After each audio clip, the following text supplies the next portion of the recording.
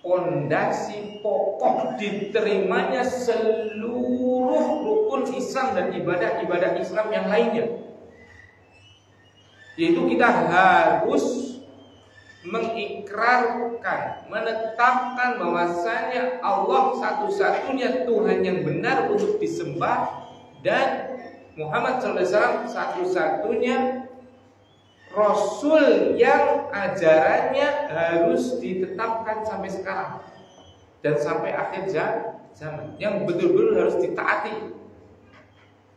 Ta'atuhu bima amara, harus mentaati perkara yang ia perintahkan. Wa tasdiqu bima akhbara, dan membenarkan apa yang beliau sallallahu alaihi wasallam kabarkan. Wastinabu ma naha anhu wa zajara, dan meninggalkan apa yang dilarang oleh Rasulullah sallallahu alaihi wasallam. Wa alla yu'badallahu illa bima syara', dan tidak boleh kita beribadah kepada Allah kecuali dengan tata caranya Rasulullah sallallahu alaihi wasallam. Makanya tatkala kita sudah Islam, nanti kan ada ibadah-ibadah, ada ketaatan, ketundukan kepada Allah SWT, ya kan?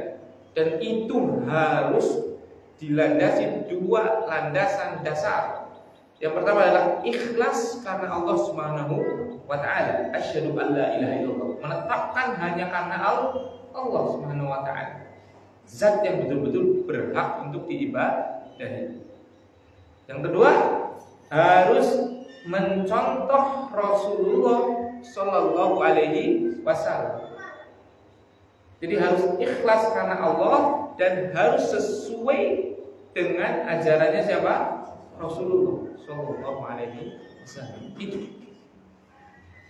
Kemudian Rasulullah sallallahu alaihi wasallam menyebutkan rukun Islam yang kedua, yaitu salat. Jadi salat itu adalah amalan yang sangat urgent, sangat penting, sangat agung bagi seorang hamba. Karena salat itu adalah hubungan antara seorang hamba dengan Allah Subhanahu wa taala. Agar seorang hamba selalu memiliki ikatan dengan apa? Allah Subhanahu wa taala. Bayangkan kalau seorang sudah tidak punya hubungan lagi dengan Allah Subhanahu wa taala, makanya apa? Pasti akan gembrungsung hidupnya. Oleh karena itu, pada kesempatan yang mulia ini kita akan bahas tentang sholat. Apa itu sholat? Kita akan bahas makanatuha wa fadluha, kedudukan dan keutamaan sholat di dalam syariat Islam. Semoga Allah SWT memudahkan, dan semoga Allah SWT betul-betul memberikan taufik bagi kita agar kita bisa menjadi hambanya yang menjaga sholat, dan sholatnya ikhlas karena Allah, dan betul-betul sesuai dengan sholatnya Rasulullah SAW. Karena Rasulullah SAW bersabda, "Shollu, sholatlah kalian, kama ra'aitumuni usolli, sebagaimana kalian melihat aku sholat." Berarti sebagaimana tata cara sholatku, seperti itu. Nah, sekarang kita pahami apa itu sholat. Sholat secara bahasa adalah doa. As-sholatu lughatan ad-du'a. Sholat itu secara bahasa artinya doa.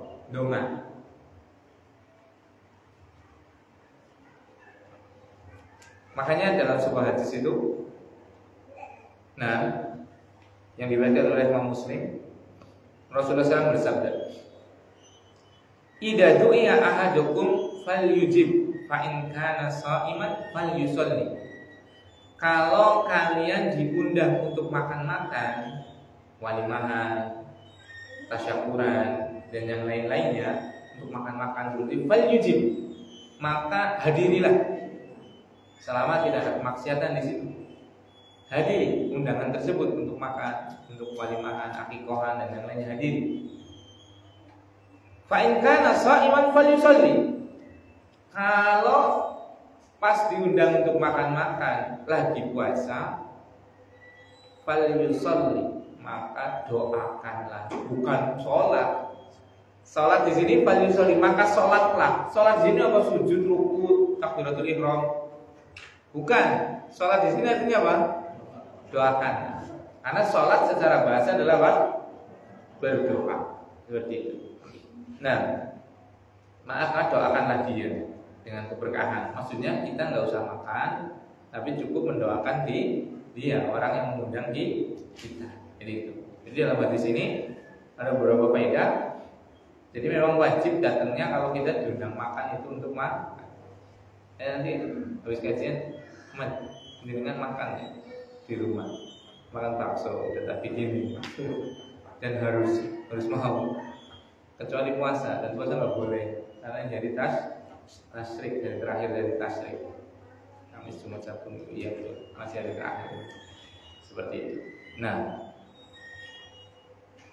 kemudian faedah yang berikutnya itu kalau puasa boleh kita menolaknya. Maaf lagi puasa. Seperti itu. Tapi di syariat dari faedah yang ketiga adalah kita mendoakan. Faedah yang lainnya, makna dari sholat secara bahasa adalah doa. Seperti ini. Nah, apa maksud sholat secara istilah? Kalau kita bilang atau menyuruh orang, ayo sholat, jaga sholat. Apa makna sholat? Apa itu sholat? Sholat adalah at-ta'abbudu lillah. Sholat itu adalah ibadah kepada Allah. Jadi sholat itu adalah salah satu macam apa? Ibadah. Ibadah itu harus kepada siapa? Allah Subhanahu wa ta'ala. Sholat adalah ibadah kepada Allah. Isinya apa? Bi aqwalin, ada yang berupa ucapan-ucapan doa.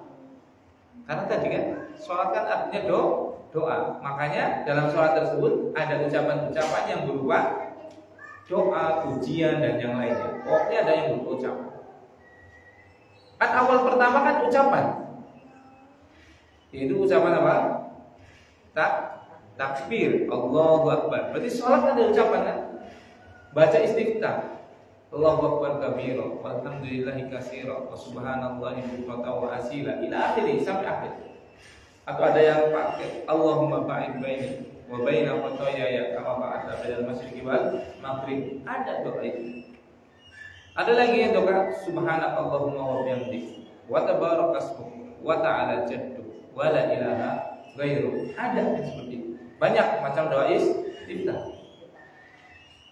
Berarti sholat itu adalah ucapan dan juga wa'af'al dan juga perbuatan.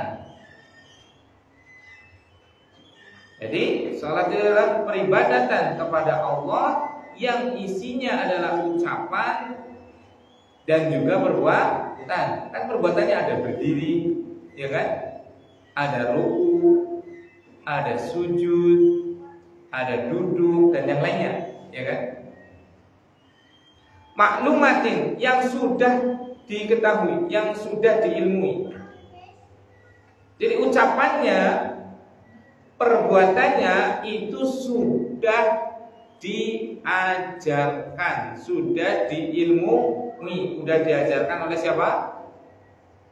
Rasulullah Shallallahu Alaihi Wasallam. Berarti ucapannya nggak asal mengucap, perbuatannya nggak asal perbuatan. Namanya berdiri, namanya sholat ya harus berdiri, nggak boleh sambil duduk kecuali sakit atau sholat sunnah. Nggak boleh tiduran karena sholat itu berdiri. Namanya ruku itu adalah dengan membungkukkan badan, meluruskan punggung dan meletakkan kedua telapak tangan di lutut. Gak boleh meletakkan tangannya di perut. Seperti itu. Namanya sujud itu harus di 7 anggota badan. Jidat 1, hidung 2, kedua telapak tangan, 4, kedua ujung kaki, 5, 6. Satu lagi apa? 1, 2, 3, 4, 5. Kan harus di 7 anggota badan. Lutut. Nah seperti itu. Nah harus seperti itu. Perbuatannya sudah diilmui, yaitu diajarkan oleh Rasulullah SAW. Enggak boleh kita sembarangan. Muftatahatun bitakbir, yang dimulai dibuka dengan takbir. Kan takbiratul ihram, Allahu Akbar, gitu kan. Muftatamatun bitaslim, yang diakhiri dengan apa? Salam. Kan sholat itu diawali dengan takbir dan diakhiri dengan salam. Ma'an niat, dengan niat. Bisyara'ita maksusatin, dengan syarat-syarat khusus atau tertentu. Nah,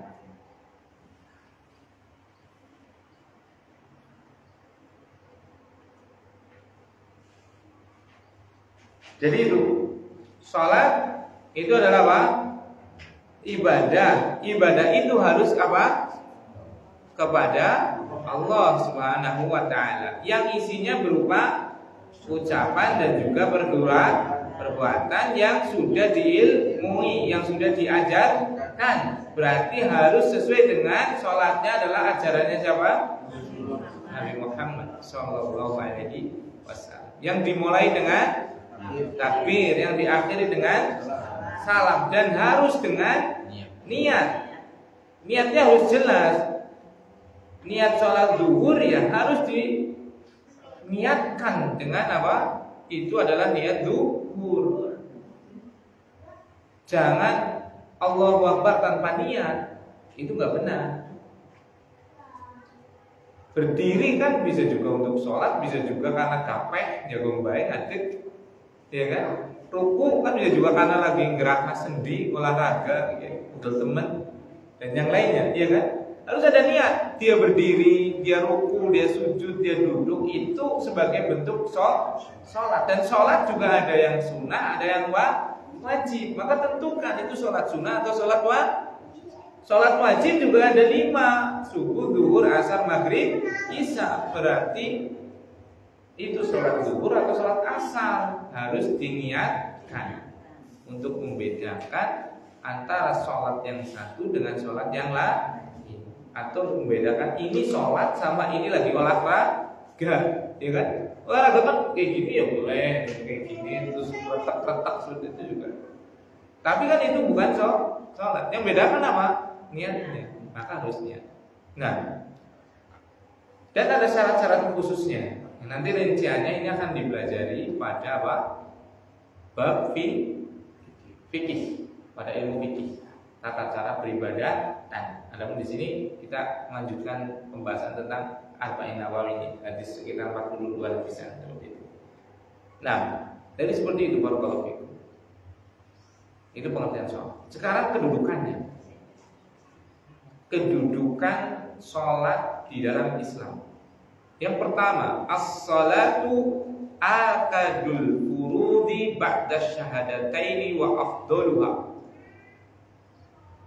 wa ahadu arkanil Islam. Salat itu adalah kewajiban yang paling wajib setelah syahadat. Salat itu adalah apa? Kewajiban yang paling wajib setelah syahadat, dan yang paling utama, dan termasuk salah satu dari rukun Islam. Itu kedudukan sholat. Dia adalah kewajiban yang paling wajib setelah syahadat. Karena kita sudah sampaikan tadi di depan, syahadat itu adalah pondasi diterimanya seluruh amal. Orang tidak bersyahadat berarti walaupun dia sholat, zakat, puasa, haji, infak, sedekah, kurban dan yang lainnya, tapi dia belum syahadat, tidak akan pernah diterima. Harus bersyahadat, dan konsekuensi syahadat adalah menyerahkan seluruh ibadahnya hanya kepada Allah SWT, tidak menyekutukannya, dan menjadikan Muhammad SAW sebagai satu-satunya orang yang diikuti. Nah, jadi itu. Dan afdoluha, dan ibadah yang paling mulia, dan termasuk dari salah satu rukun Islam. Rukun itu adalah hal yang harus ada. Rukun Islam berarti hal yang harus ada pada keislaman seseorang, yang kalau tidak ada tidak sah. Itu sebagian ulama mengatakan. Berarti dia harus ada pada seorang muslim. Kalau dia sudah syahadat berarti harus sholat, karena sholat itu rukunnya rukun Islam. Seperti itu. Makanya Nabi SAW sampai bersabda, buniyal Islamu ala khamsin. Islam itu dibangun di atas 5 rukun. Yang pertama adalah syahadat alla ilaha illallah. Syahadat bahwasanya tidak ada Tuhan yang benar kecuali Allah. Wa anna Muhammadan Rasulullah. Bahwasanya Nabi Muhammad sallallahu alaihi wasallam adalah rasulnya Allah. Wa iqamus shalah, dan salat, wa ita'uz zakat, dan zakat, wa shaum Ramadan, dan puasa di bulan Ramadan, wal hajj, dan haji. Makanya perkara sholat itu perkara yang sangat inti. Itu yang pertama. Yang kedua, sholat adalah tiangnya agama. Rasulullah SAW bersabda, Rasul amri al-islamu wa umuduhu as-salat wa dirwatu sanamihi al-jihadu fi sabilillah. Pokok segala macam urusan, segala macam ibadah adalah Islam, yaitu bersyahadat. Wa umuduhu as-salat, dan tiangnya adalah salat, dan puncaknya adalah berjihad fisabilillah. Jadi syahadat itu seperti pondasinya. Tiang tidak akan pernah berdiri kecuali harus ada pondasi, iya kan? Dan sholat itu adalah tiangnya. Maka tidak akan pernah ada atap kalau nggak ada tiang. Ini kan tiang, tembok, itu kan tiang. Ini seperti sholat. Makanya sangat urgent setelah syahadat. Syahadat itu pondasinya. Kayak kita bangun rumah, itu pasti harus dikuatkan apa? Pondasi. Sebagus apapun rumahnya, kalau pondasinya tidak kuat, pasti akan hancur. Pondasi bangunannya masya Allah, lantai 3, lantai 7 misalnya, tapi pondasinya nggak kuat, maka apa? Roboh rumah itu, ya kan? Amalannya banyak banget, sedekah, sholat, zakat, puasa, haji, infak, ini dan itu banyak banget, seolah-olah bangunan yang sangat megah, tapi lupa nggak bikin pondasi yang kuat, syahadatnya nggak dipahami dengan baik, maka apa? Hancur itu yang namanya apa? Bangunan. Hancur itu yang namanya ibadah. Kalau pondasinya sudah kuat, maka kuatkan tiangnya, karena dia yang akan menyangga dari apa? Bangunan-bangunan lainnya, atapnya, marmernya, lampunya, plafonnya, dan yang lainnya. Sholat itu yang akan menyangga zakat, haji, sedekah, dan yang lainnya seperti itu. Jadi harus betul-betul dijaga, jangan dibalik. Masya Allah. Jadi sebagian kita kaum muslimin naik puasa sergap banget. Upaya bulan Ramadan itu hampir semuanya puasa. Itu baik atau tidak? Baik banget, alhamdulillah. Tapi mana yang lebih penting antara puasa dengan sholat? Sholat lebih penting. Sama-sama rukun Islam, iya, tapi sholat itu adalah jauh lebih penting daripada puasa. Nah kita kadang kebalik ya. Anak wis diperintah puasa, bagus. Bukan gak bagus, ya kan? Tapi kadang anak gak sholat dibiarin, salah itu. Yang bagus adalah anak betul-betul diajarkan dan diperingatkan dan diperintahkan dan selalu dibimbing untuk sholat terlebih dahulu. Baru setelahnya adalah amalan-amalan berikutnya. Itu yang paling pokok. Sholat dulu. Setelah kita semua Islam, alhamdulillah sudah punya fondasi untuk diterimanya amal. Ya kan?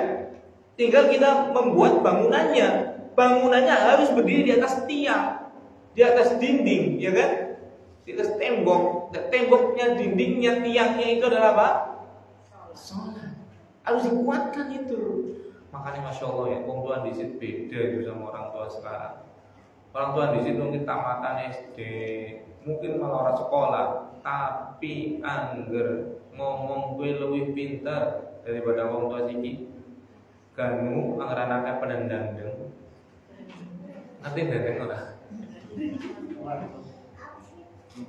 Lunga ado, sapar, dangdeng.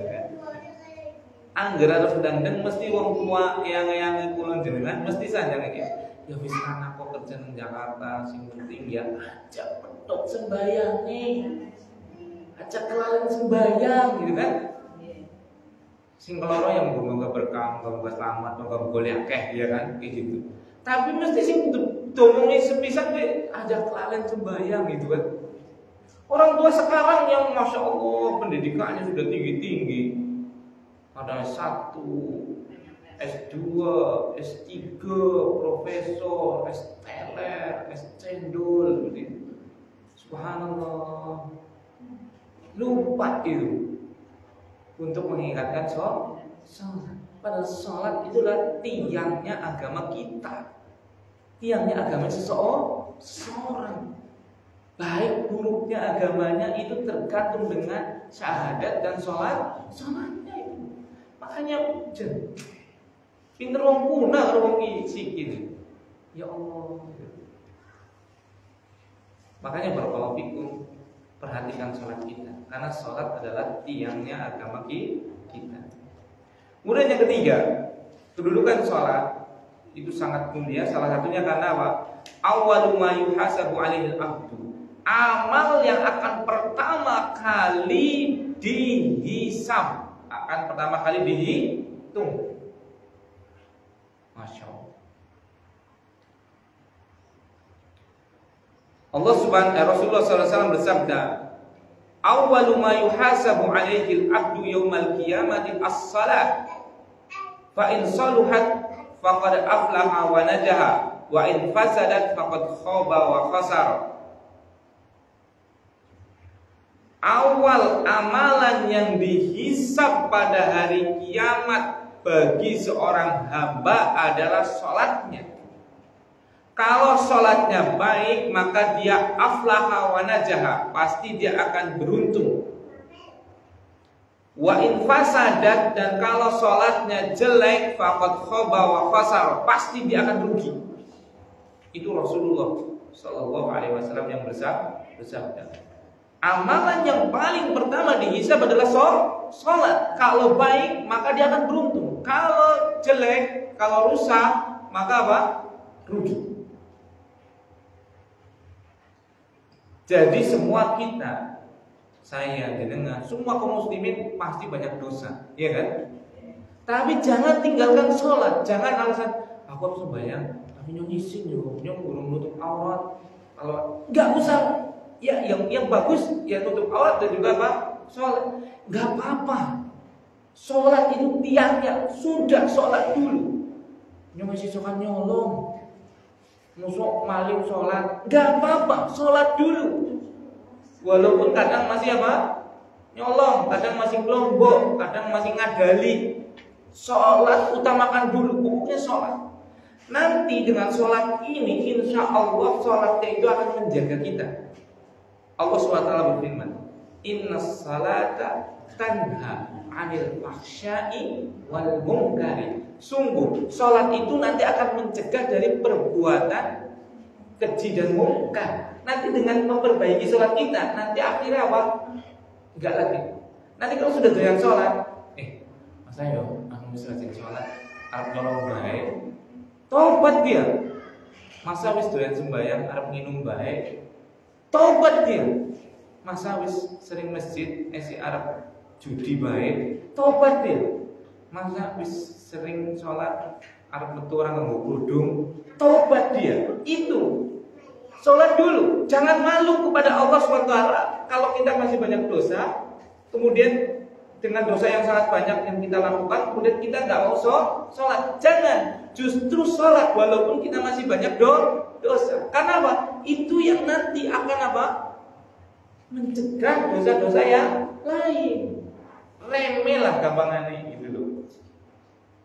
Lewat orang ngerem, yang beladang terus kan. Seperti itu. Kalau ada rem kan, ya semuanya pasti salah, semuanya.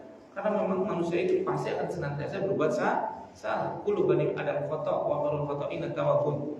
Setiap manusia anak keturunan Adam pasti akan salah terus. Tapi sebaik-baik orang salah adalah bertobat. Memang kita senantiasa salah, tapi tolong tetap jaga sholat. Kalau sudah bisa menjaga sholat, baguskan sholat tadi. Misalnya sholatnya berjamaah. Alhamdulillah, masya Allah.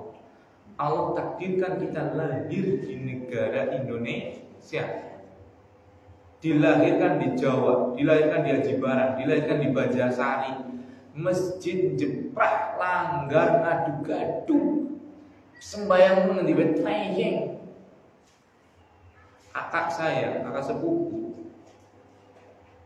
namanya Mas Herman, itu dulu ikut di pelayaran, singkat cerita bangkrut pelayarannya, akhirnya terdampar di suatu negara yang mungkin Banjarsari itu tembus mlebu murah gitu ya, tembusnya nang Guatemala. Guatemala itu satu negara di Amerika Latin. Itu kemarin kita ngobrol itu, Mas harus Jumatan priwe? Mas isi Islam kok? Alhamdulillah si Islam. Ya alhamdulillah. Nah Jumatan priwe Mas? Mas ya. Yo Jumatan gue numpang mobil 4 jam. Karena di situ nggak ada masjidnya. Jadi kalau dia harus Jumatan, dia harus menempuh perjalanan 4 jam. Berarti kayak ngene maring Jogja. Subhanallah. Bayangin coba berminggu. Ya kita coba. Ya Allah ya Rabbi. Bahkan bisa jadi masjid tengah rumah. Masjid 100 meter. Jeprah lente. Kok kadang kita nggak mau menjaga sholat jamaah? Apa iya kepengen diuji kayak kakaknya aku Mas Herman ini gue? Pengen sembahyang Jumatan kudu maring Jogja aja. Nah untuk bilang jangan ngasih lah. Ya kita syukuri betul-betul itu betul-betul itu. Seperti itu. Sampai sekarang udah punya anak cucu, udah punya cucu di sana di Guatemala. Kemarin pulang itu pun pulangnya sendirian, nggak bisa bawa keluarganya. Mahal di ongkos. Seperti itu. Masya Allah. Makanya baru kalau syukuri ini. Kita sudah sholat, kita tingkatkan kualitas sholat kita. Yaitu dengan apa? Sholat berjamaah. Seperti itu. Kalau belum sholat, kalau masih banyak kesalahan, sholat dulu. Gak usah kita takut dengan kesalahan kita. Jangan jadikan dosa kita itu sebagai penghalang kita untuk gak mau sholat. Jangan malu kepada Allah. Allah itu sangat penerima taubat. Insya Allah, bukan insya Allah, yakin saja Allah akan mengampuni seluruh dosa-dosa kita. Yakin dengan sholat kita Allah akan apa? Memudahkan kita untuk berhenti dari kemaksiatan kita. Pokoknya sedosa apapun yang kita lakukan jangan tinggalkan sholat. Itu makanya, masya Allah ya. Kaki nenek kita itu luar biasa. Tajak lalai sembahyang, masya Allah. Itu memang betul itu, betul sekali. Itu yang ketiga. Yang keempat, sholat itu adalah penyejuk matanya Nabi Shallallahu Alaihi Wasallam. Jadi Rasulullah SAW itu senang banget dengan sholat. Makanya Rasulullah SAW sampai bersabda, waju'ilat qurratu aini fis salat, dan dijadikan kesejukan pandangan mataku adalah sholat. Itu yang kelima. Yang keempat. Yang kelima, sholat adalah tempat istirahat. Maksudnya mengistirahatkan apa? Jiwa. Rasulullah SAW itu seneng banget kalau apa? Waktu sholat datang. Sampai beliau itu bersabda, memerintahkan kepada muadzinnya. Siapa muadzinnya? Bilal bin Rabah. Itu sampai mengatakan gini, kalau sudah datang waktu sholat itu sampai berkata kepada dia, ya Bilal, arihna bis sholati. Wahai Bilal, istirahatkanlah jiwa kami dengan sholat, yaitu kumandangkanlah azan. Berarti Rasulullah kalau sholat itu hatinya itu subhanallah, istirahat dari kesibukan dunia. Kita azan, Allahu Akbar, Allahu Akbar, Masya Allah, sing lagi macul ya tetap macul, sing lagi nang pabrik ya tetap pabrik, sing mulang ya mulang, sing lagi ngopi orang mandek, terus baik. Padahal sholat itu adalah istirahatnya jiwa. Ya pantes kerjanya orang kadang kepenak. Kenapa? Jiwanya capek, fisiknya dapat duit, tapi apa? Jiwanya nggak tenang karena jiwanya nggak diistirahatkan. Apa istirahat jiwa? Sholat. Itu Rasulullah SAW. Ya Bilal, arihna bis sholati. Wahai Bilal, istirahatkanlah kami dengan apa? Sholat. Masya Allah. Coba kita dagang waktu sholat malah udah aku ngene dhuwur iki bisa dan mani sing kepriwe iki. Harusnya malah jiwa kita ini harusnya senang banget azan, bahkan kayak Rasul menunggu-nunggu azan. Masya Allah. Itu. Makanya Rasulullah SAW beliau itu nggak mencukupkan hanya sholat 5 waktu. Beliau itu tahajud dalam sebagian riwayat sampai kakinya itu bengkak itu. Saking apa? Jiwanya merasa apa? Istirahat, tenang di dalam sholat tersebut. Sampai fisiknya, sampai bengkak-bengkak itu nggak kerasa. Kenapa? Jiwanya sangat puas. Kalau kita kan kebalikannya, fisik kita sehat luar biasa, tapi jiwa kita sangat gersang, bahkan sakit. Karena apa? Karena jiwa kita capek, nggak pernah diistirahatkan. Dengan apa? Dengan sholat. Itu. Makanya ayolah sholat. Itu betul-betul untuk istirahat jiwa kita. Makanya dalam bahasa wong sing lain, sing sholat, adem uripe. Ujar utawa masjid baik. Jadi kayak adem ya. Kan sering kita melihat orang seperti itu kan. Kita melihat ada orang subuhan di masjid, duhur, asar di masjid, maghrib, isya di masjid terus. Pahala orang dengan serabutan, tapi di dalam uripe apa? Adem, kepenak, ya kan? Karena apa? Karena jiwanya dia sehat, jiwanya teristirahatkan. Sementara yang gajinya besar dan yang lainnya fisiknya sehat, tapi jiwanya nggak sehat, sakit. Kenapa? Karena nggak pernah diistirahatkan.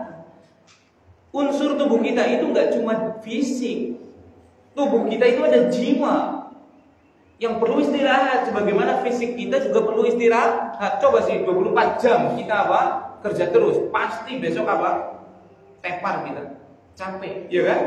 Nah, jiwa kita kayak gitu terus, dunia terus, tidak diistirahatkan dengan sholat, jiwa kita capek banget. Makanya mudah emosi, makanya mudah menggerutu, mudah tersulap. Padahal dari fisiknya sudah sangat baik, sehat fisiknya, rumahnya bagus, kendaraan bagus, apa-apa bagus memiliki, masih terus merasa kurang. Kenapa? Tanyakan pada jiwanya. Jiwanya nggak istirahat, jiwanya capek.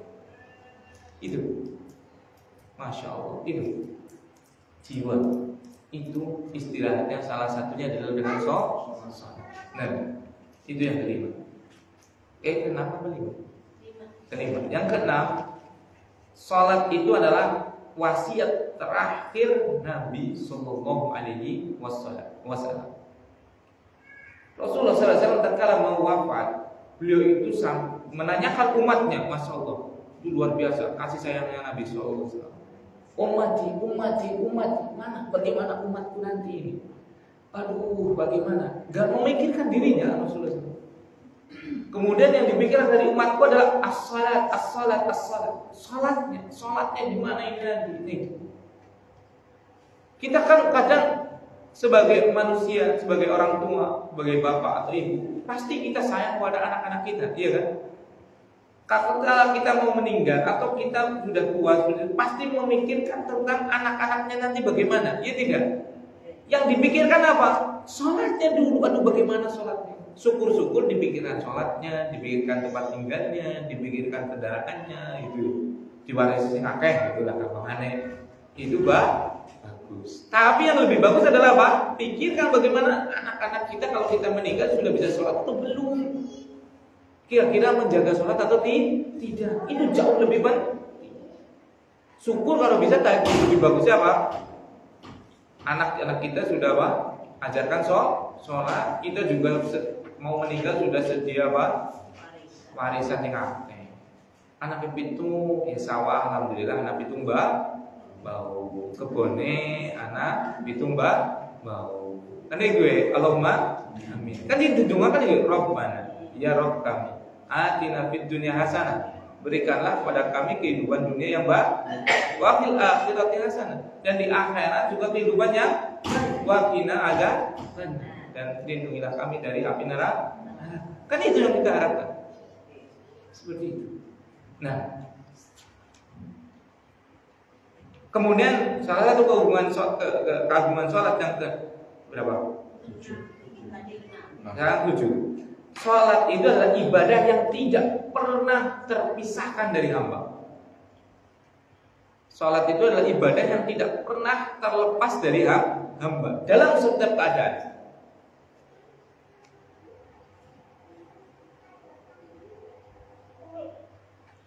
Haji itu kalau nggak mampu maka nggak wajib bagi hamba tadi, ya tidak? Puasa kalau sudah sepuh, sudah memang nggak mungkin puasa, maka nggak wajib lagi. Wajibnya adalah bayar fidyah, iya kan? Zakat kalau memang belum sampai nisab, belum sampai ukurannya, nggak wajib kita mengeluarkan zakat. Tapi sholat,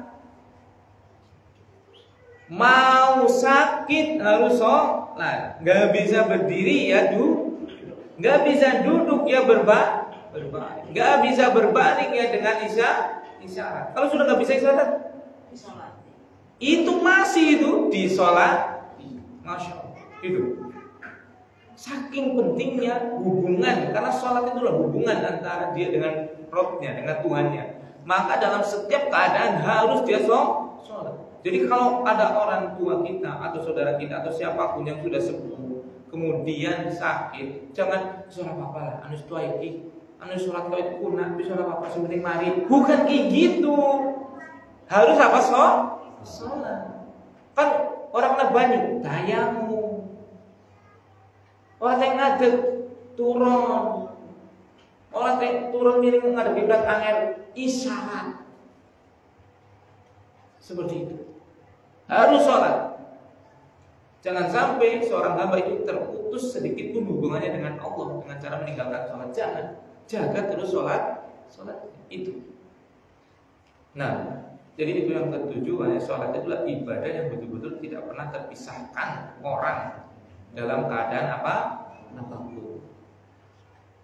Kemudian banyak banget ya. Yang ke-8, bahwanya sholat itu adalah ibadah yang paling banyak disebut di dalam Al-Quran. Coba sih itu, wa aqimus sholata wa atuz zakata, juga banyak banget perintah tentang sholat. Kemudian yang ke-9,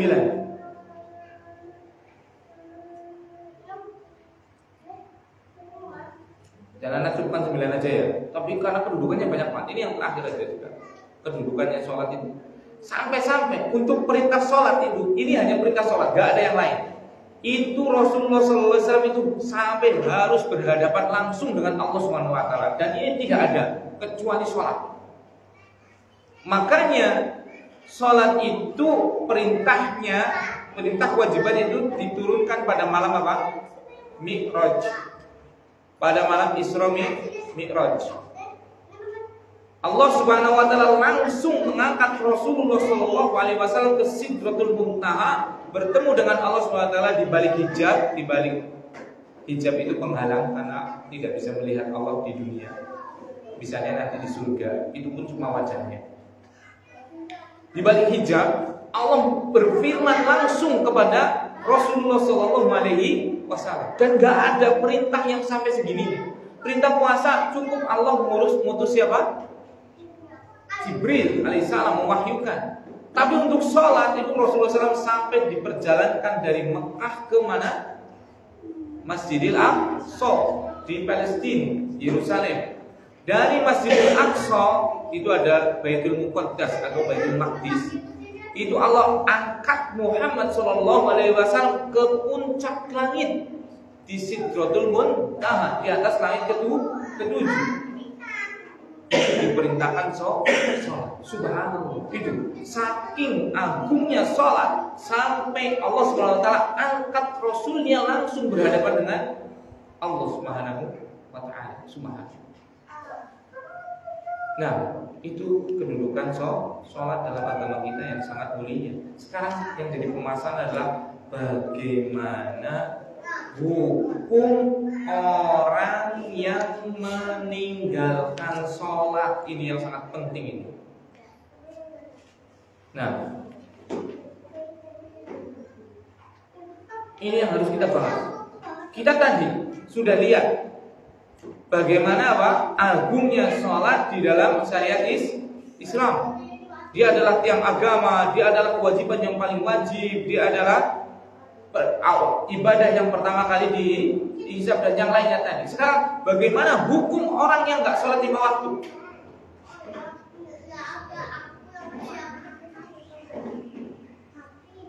Hukum orang yang meninggalkan sholat 5 waktu itu ada 2 keadaan. Yang pertama, meninggalkannya karena membangkang. Meninggalkannya karena apa? Membangkang atau menolak kewajibannya. Jadi mereka ditanya, kamu kok nggak sholat? Kenapa sih? Nggak sholat kan menurut wajib. Sholat oleh orang sholat oleh. Yang Cina orang sholat subuh. Naudzubillah, nggak boleh. Sholat itu bukan boleh. Sholat itu wajib. Nah, orang yang menolak kewajiban sholat, maka sudah dihukumi oleh seluruh ulama dia murtad, keluar dari Islam, karena dia sama saja dengan mendustakan firman Allah SWT, innas salata kanat alal mu'minina kitaban mauquta. Sungguh sholat itu wajib bagi orang yang beriman yang waktunya sudah tertentu. Waktunya khusus, subuh ya waktunya khusus, zuhur ya khusus. Ini surat An-Nisa ayat 103. Berarti orang yang mengingkari kewajiban sholat berarti sama dengan mengingkari ayat Al-Quran. Karena Al-Quran mengatakan apa? Sholat itu wajib. Makanya para ulama seluruhnya mengatakan orang yang meninggalkan sholat maka hukumnya meninggalkan sholat karena mengingkari kewajibannya maka sudah dianggap keluar dari Islam. Dan itu seluruh ulama, nggak ada satupun yang berselisih. Yang kedua, meninggalkan sholat, naudzubillah ya tadi. Nah, yang kedua itu meninggalkan sholat karena malas. Ya kadang kan orang meninggalkan sholat bukan berarti dia menolak kewajibannya, ya kan? Ini belum sembahyang, ya ngerti sih sembahyang gue wajib, tapi burung teko gitu, misalnya, atau apalah, atau malas atau apa seperti itu. Intinya dia nggak sholat, tapi apa? Dia tidak menolak kewajiban sholat tadi, maka ulama berbeda pendapat.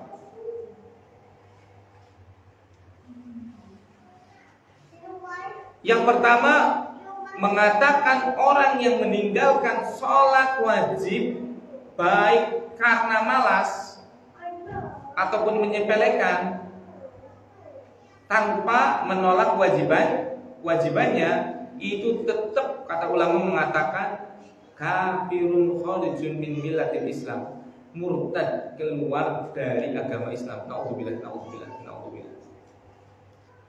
Ini adalah perkataannya Sa'id ibn Jubair, Wasyafi'i, Wasyu'bi, kemudian Imam Nakhai, Imam Auza'i, Imam Ibnu Mubarak, Imam Ishaq ibn Rahawai, dan yang lainnya, seperti pendapatnya Umar ibn Khattab, Mu'adz bin Jabal, Abdurrahman ibn Auf, Abu Hurairah, dan selainnya para sahabat mengatakan orang yang meninggalkan sholat karena malas itu tetap dihukumi sebagai naudzubillah, keluar dari Islam. Dalilnya apa? Dalilnya banyak sekali. Rasulullah SAW menyebutkan, al-ahdul ladzi bainana wa bainahum as-salatu faman tarakaha faqad kafara. Hadis ini diriwayatkan Imam Tirmidzi. Ikatan yang membedakan antara kami dengan mereka, yaitu orang Kristen, orang Yahudi, adalah sholat.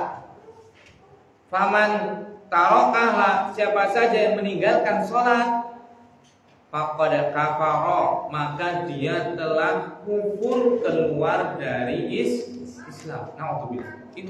Ini Nabi yang berbicara, bukan siapapun, bukan ulama malah. Makanya hati-hati kalau kita tidak sholat, jaga sholat. Aja ngasih pedot oyot, aja ngasih pedot cekelan syariat Islam gara-gara kita tidak sholat. Belum bisa belajar belum selesai, sholat dulu. Rubu-rubu gedang di ruang punah. Rubu-rubu gedang sholat. Habis rubu-rubu gedang datang nih orang-orang yang bisa apa? Mengajarkan sholat. Insya Allah ana siap 24 jam insya Allah untuk mengajarkan siapapun yang mau belajar sholat. Siapa saja. Makanya waktu Anda banyak di rumah. Salah satunya ini untuk mengajarkan sholat, wudu dan yang lainnya seperti itu. Nah,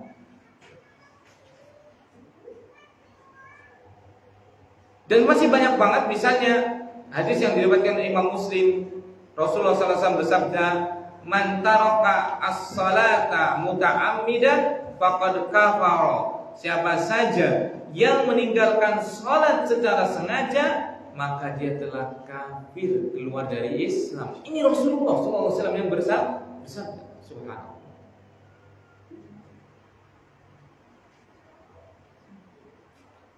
Begitu juga dalam surat Al-Mudaththir ayat 32 sampai 37. Ketika Allah Subhanahu wa taala menceritakan para penghuni neraka, maka mereka ditanya, "Ma salakakum fi saqar?" Apa yang menyebabkan engkau masuk ke dalam neraka Saqar? Neraka itu macam-macam, salah satunya adalah neraka Saqar.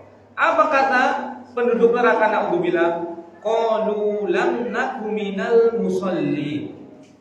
Mereka, para penduduk neraka itu, naudzubillah, mengatakan, qalu lam naku minal musallin. Dulu kami enggak pada sholat.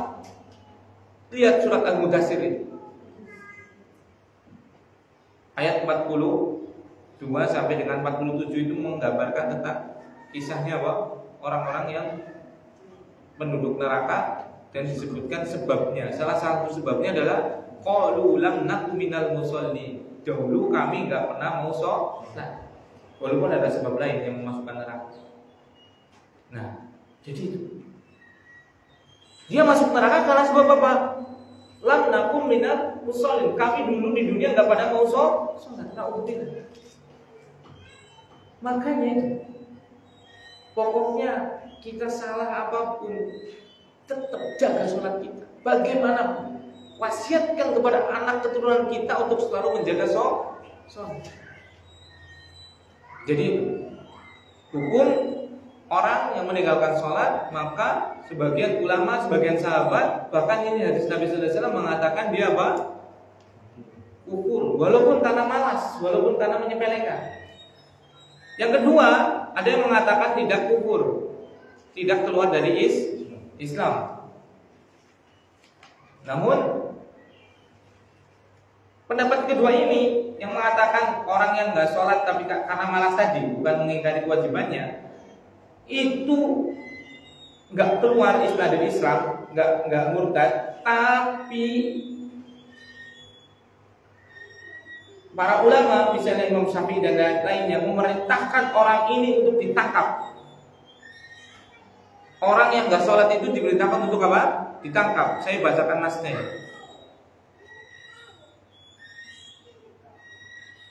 Berkata Imam Malik dan Imam Syafi'i, yutolabu bi ada'is sholat. Dia ditangkap kemudian diperintahkan untuk sholat.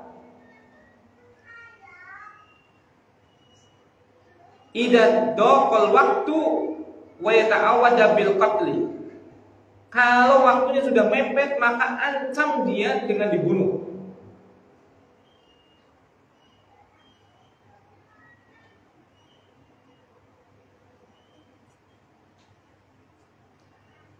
Kalau dia tetap nggak mau sholat,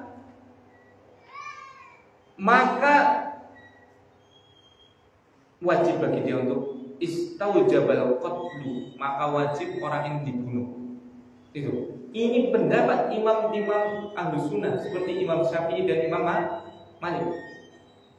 Jadi orang yang nggak sholat itu zaman keemasan umat Islam, zaman dinasti Islam, itu mereka ditangkap kemudian diperintahkan untuk tobat dan dipaksa untuk apa? Sholat. Kalau nggak mau dibunuh dan kemudian disolat, dimandikan, dikafani, disolati, masih dianggap sebagai muslim. Ini pendapat Imam Syafi'i.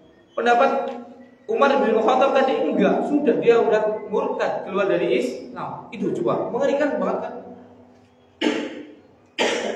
Jadi orang yang nggak sholat itu keislamannya itu dipertanyakan oleh para imam.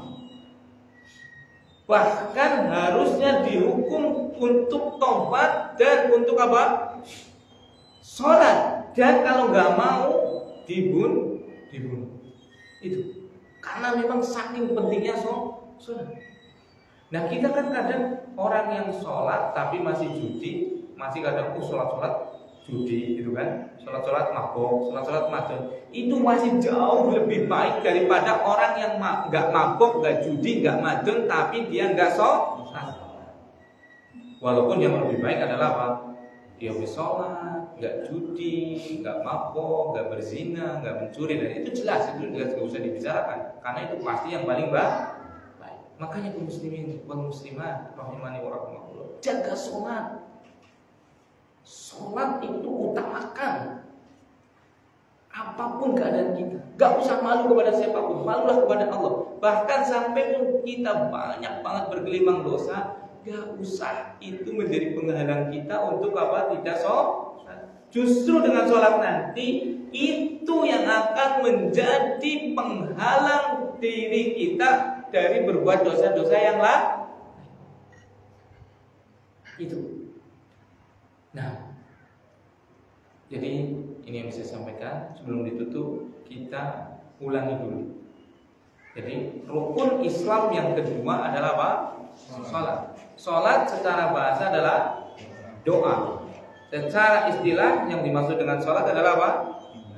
Beribadatan kepada Allah yang berupa ucapan dan perbuatan yang sudah diilmui, yang dimulai dengan takbir, yang diakhiri dengan salam, dan harus ada niat dan ada syarat-syaratnya yang khusus seperti wudu, menutup aurat, menghadap kiblat dan yang lainnya, masuk waktu sholat dan yang lainnya. Kemudian kedudukan sholat di dalam syariat kita yang mulia itu sangat agung. Salah satunya sholat itu adalah kewajiban yang paling wajib paling mulia setelah syahadat dan termasuk dari rukun Islam, yaitu rukun yang kedua.